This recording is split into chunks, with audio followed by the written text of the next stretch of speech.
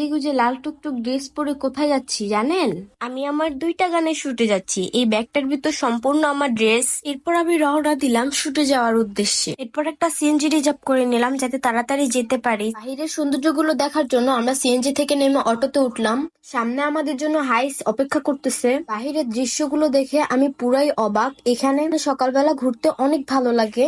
আর আরেকটি কথা, আমাদের এই গানগুলো আপনারা পেয়ে যাবেন বাংলা মিউজিক 007 ইউটিউব চ্যানেলে। আসলে শুট তো সবসময় সুন্দর সুন্দর জায়গায় হবে। আচ্ছা দাঁড়ান, আপনাদের একটা জিনিস দেখাই। এই জায়গাটা কি আপনারা চিনেন? জায়গাটার নাম কে কে জানেন আমাকে বলেন তো। থাক, আমি বলে দিচ্ছি, জায়গাটার নাম হচ্ছে দিয়াবাড়ি, 10 নম্বর ব্রিজ, 18 নম্বর সেক্টর।